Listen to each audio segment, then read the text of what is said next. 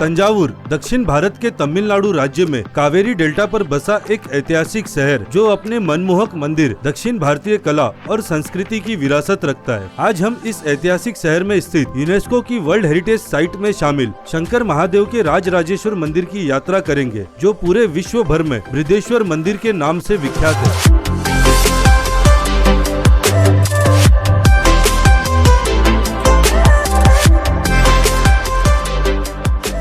तो दोस्तों, इस वक्त मैं हूं तंजावुर के न्यू बस स्टैंड पर। तंजावुर में दो बस स्टैंड है, एक न्यू बस स्टैंड और एक ओल्ड बस स्टैंड। तंजावुर के जो भी मेन टूरिस्ट प्लेस है, जो भी मेन टूरिस्ट अट्रैक्शंस है, जो बृहदेश्वर महादेव मंदिर है, वो सारे ओल्ड बस स्टैंड के पास है। रेलवे स्टेशन भी जो है वो भी ओल्ड बस स्टैंड के पास है। ये जो न्यू बस स्टैंड है ये थोड़ा सा आउटसाइड पर है। मैं कल रात को यहाँ न्यू बस स्टैंड के पास आया था और यही न्यू बस स्टैंड के पास में एक होटल है, ये होटल अन्नामलाई। तो मैंने यहीं पर रूम लेकर यहीं पर स्टे किया। ये जो होटल है यहाँ पर मुझे एयर कंडीशन रूम 1000 रुपये में मिल गया। लेकिन जब आप तंजावुर में आएंगे तो आपको ओल्ड बस स्टैंड और रेलवे स्टेशन के पास ही रहने के लिए बहुत अच्छे अच्छे होटल्स कम बजट में मिल जाएंगे। तंजावुर में मैंने एक चीज़ देखा, यहाँ पर होटल्स काफ़ी रिजनेबल रेट में मिल जाते हैं, काफ़ी बजट में मिल जाते हैं। तो अब मैं लोकल बस लेकर यहाँ से ओल्ड बस स्टैंड और रेलवे स्टेशन की तरफ चलता हूँ।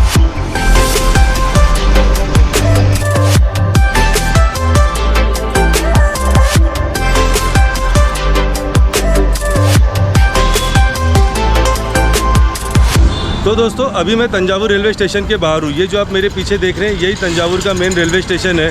बृहदेश्वर महादेव के दर्शन के लिए आपको इसी तंजावुर रेलवे स्टेशन पर आना होगा। देश के सभी स्टेट से तंजावुर के लिए डायरेक्ट ट्रेन आती है। अगर आपके शहर से यहाँ तंजावुर के लिए डायरेक्ट ट्रेन नहीं आती है तो यहाँ तंजावुर के पास एक और सिटी है त्रिची। तो आपको त्रिचिरापल्ली के लिए डायरेक्टली ट्रेन मिल जाएगी और त्रिचिरापल्ली के बाद यहाँ तंजावुर आने के लिए आपको पैसेंजर ट्रेन भी मिल जाएगी और त्रिचिरापल्ली से यहाँ तंजावुर के लिए रेगुलर बसेस भी चलती है। तंजावुर में कोई एयरपोर्ट नहीं है, तो जो नियरेस्ट एयरपोर्ट भी है वो भी तिरुचिरापल्ली का ही एयरपोर्ट है। तो अगर आप बाय ट्रेन आ रहे हैं तो आप डायरेक्टली यहाँ तक ट्रेन से आ सकते हैं और बाय फ्लाइट आ रहे हैं तो आपको त्रिची आना होगा और त्रिची के बाद फिर आप कैब लेकर या बस लेकर आप इजीली यहाँ पर पहुँच सकते हैं। तो अभी ये रेलवे स्टेशन है, मैं आपको यहाँ के मार्केट्स और होटल्स बताता हूँ और उसके बाद फिर हम मंदिर की तरफ जाएंगे।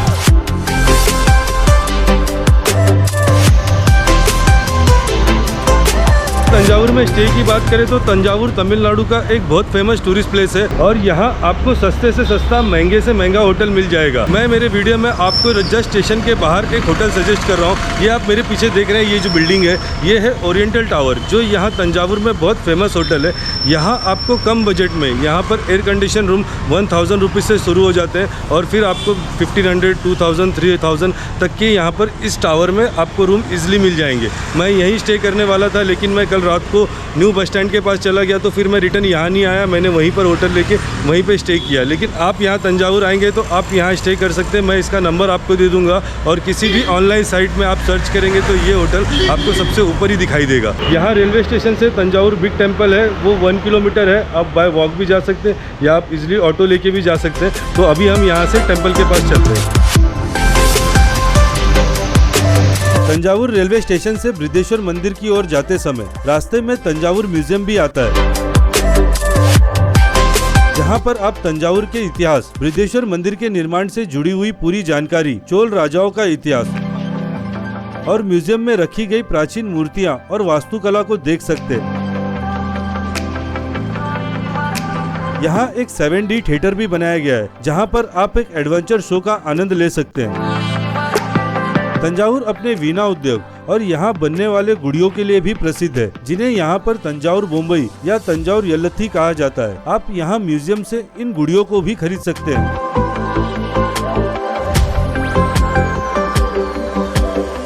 म्यूजियम के पीछे ही एक बर्ड पार्क बनाया गया है, जिसे रजाली बर्ड पार्क कहा जाता है।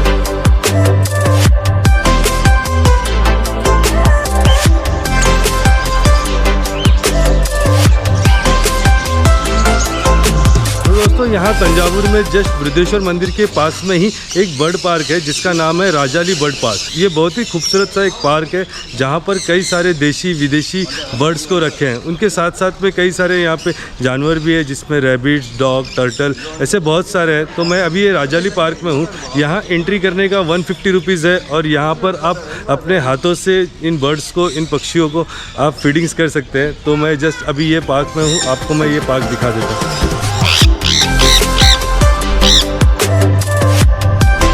और जैसे ही आप राजाली बर्ड पार्क से बाहर आएंगे तो ये देखिए, ये कावेरी नदी का कैनल है और कैनल के पास में ही बृहदेश्वर महादेव का मंदिर है।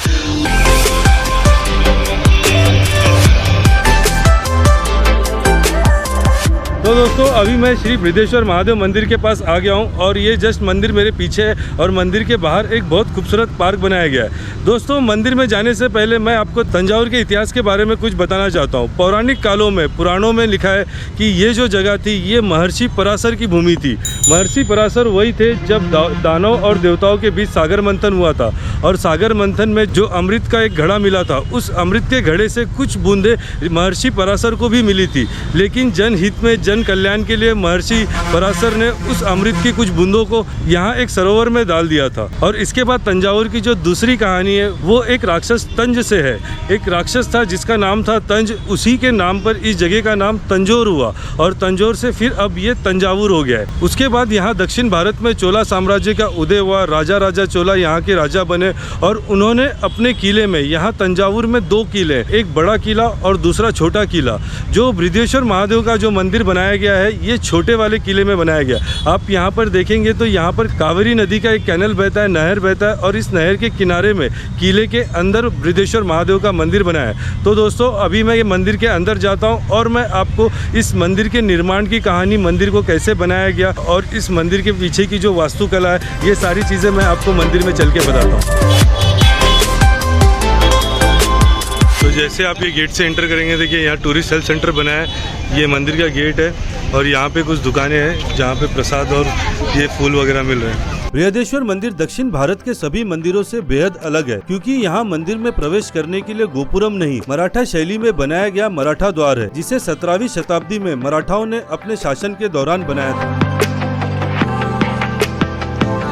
मराठा द्वार में प्रवेश करते ही बाईं ओर मंदिर का इतिहास और बृहदेश्वर मंदिर का नक्शा देखने मिलता है। नक्शे के पास में ही मंदिर का दूसरा दरवाजा दिखाई देता है जिसे केरला तेक्कन तिरुवासन द्वार कहा जाता है। ये द्रविड़ शैली में बनाया गया एक भव्य प्रवेश द्वार है जहाँ कई देवी देवताओं की मूर्ति बनाई गई है, जिसमें प्रमुख भगवान शिव की नटराज मूर्ति है।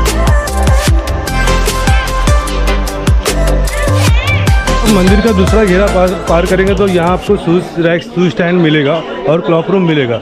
ये आप देख रहे हैं, ये आप अपने शूज़ को निकाल कर यहाँ पे सारे थैलिए और यहाँ पे आपको ऐसे लगा देना है, यहाँ पे रख देना है। और यहाँ पे ही पास में क्लॉक रूम है, ये यहाँ पे क्लॉक रूम है। तो यहाँ पर आप आपके पास कोई बैग है, मंदिर में कुछ बैग लेके जाना अलाउड नहीं है, तो आप अपने बैग को यहाँ पर जमा कर देंगे और यहाँ से फिर यहाँ पे पास में एक काउंटर है, वो काउंटर से आपको टिकट लेना पड़ेगा।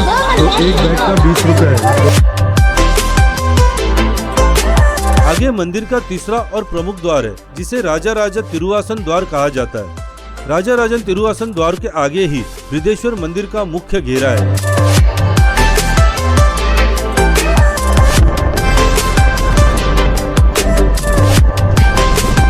और अब मैं आपको इस भव्य मंदिर के निर्माण की कहानी बताता हूँ कि इस मंदिर का निर्माण क्यों किया गया। तो 7वीं 8वीं शताब्दी में दक्षिण भारत में चोला साम्राज्य का उदय हुआ और बहुत तेज़ी से चोला जो राजवंश था, चोला साम्राज्य बढ़ते गया। तो इनके एक राजा होते थे जिनका नाम हुआ करता था राजा राजेश्वर चोला, जिन्हें राजा चोला कहा जाता है। उन्होंने सपने में देखा कि नर्मदा नदी में एक शिवलिंग है और उन्हें आदेश आया कि उस शिवलिंग को नर्मदा नदी से लाकर वो यहाँ पर स्थापित करे। राजा ने स्वप्न आदेश के अनुसार शिवलिंग को वहाँ नर्मदा नदी से हज़ारों किलोमीटर तक दूर यहाँ तंजावुर में लाया और अपनी राजधानी में स्थापित किया। इस मंदिर को बनाने में लगभग 7 साल लगे। यहाँ दूर दूर तक कहीं ग्रेनाइट्स नहीं मिलते, ग्रेनाइट के पहाड़ नहीं हैं, लेकिन ये जो मंदिर है पूरा ग्रेनाइट के पत्थरों से बनाया गया है। बहुत खूबसूरत मंदिर है। इस मंदिर के ऊपर शिखर पर जो विमान है वो 81 टन का है और उस वक्त ना क्रेन थी ना मशीन थी, उसके बावजूद उस पत्थर को ऊपर चढ़ाया गया। एक बहुत लंबा 6 किलोमीटर दूर का रैंप बनाया गया और हाथियों से खींचकर ऊपर लाया गया। इस मंदिर में जो स्थापित शिवलिंग है वो बहुत ही खूबसूरत है और बहुत बड़ा शिवलिंग है। तो शिवलिंग के अनुसार यहाँ पर एक नंदी की भी जरूरत थी। जो नंदी स्थापित करना है वो भी इस मंदिर और इस शिवलिंग के समान ही हो। और ऐसा माना जाता है कि राजा को फिर एक बार सपना आया। उस सपने में बताया गया कि नंदी कहाँ पर है। फिर राजा ने यहाँ से 2000 किलोमीटर दूर से सौराष्ट्र से नंदी जी को लाकर यहाँ पर मंदिर के बाहर स्थापित किया। बृहदेश्वर मंदिर की शिल्पकला एक उत्कृष्ट उदाहरण है। इस मंदिर का निर्माण बिना किसी नींव के समतल जमीन पे किया गया है।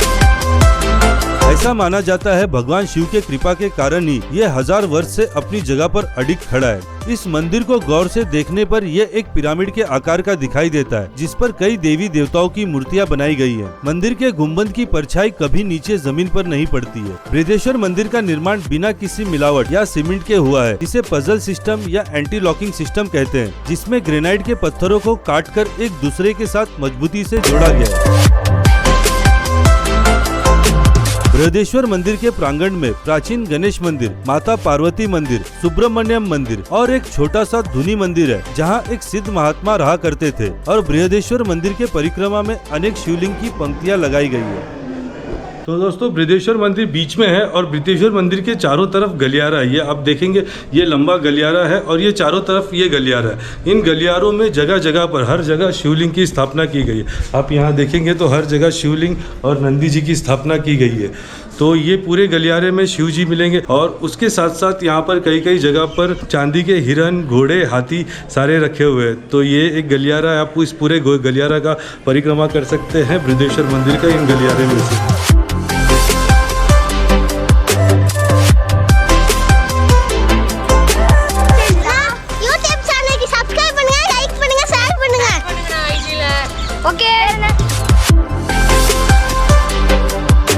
तो दोस्तों बृहदेश्वर महादेव मंदिर के दर्शन करके अब मैं मंदिर के पास में ही एक शिवगंगा नाम के सरोवर के पास आया हूँ। जब बृहदेश्वर मंदिर का निर्माण हुआ तब ये मंदिर एक सरोवर के पास बनाया गया था। यहाँ पर एक बहुत प्राचीन सरोवर था जिसका नाम था शिवगंगा। मैं आपको ये सरोवर दिखा देता हूँ। तो ये आप देख रहे हैं मेरे सामने, ये शिवगंगा सरोवर है। ये काफ़ी प्राचीन सरोवर है। बृहदेश्वर महादेव मंदिर के निर्माण के बहुत पहले से ही यहाँ पर ये सरोवर है और इस सरोवर पे आप देख सकते हैं एक मंदिर का भी निर्माण किया गया।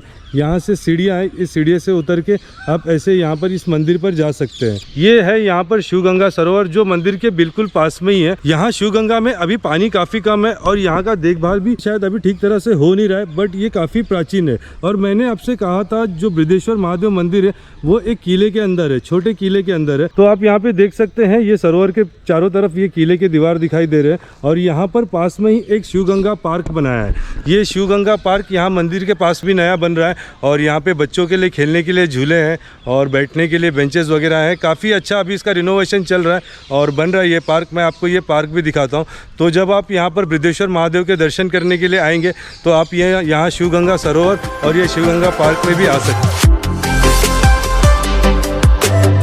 और आप ऐसे मंदिर से दर्शन करके ऐसे बाहर इस रोड से आएंगे, वहाँ मंदिर से दर्शन करके तो यहाँ पर श्री कृष्ण भवन रेस्टोरेंट है। तो आप यहाँ पे खाना खा सकते हैं और यहीं से आपको बाहर से ऑटो भी मिल जाएगी। अगर आप तंजावुर के कोई और प्लेसेस को देखना चाहते हैं तो आप यहाँ से ऑटो लेके भी जा सकते हैं।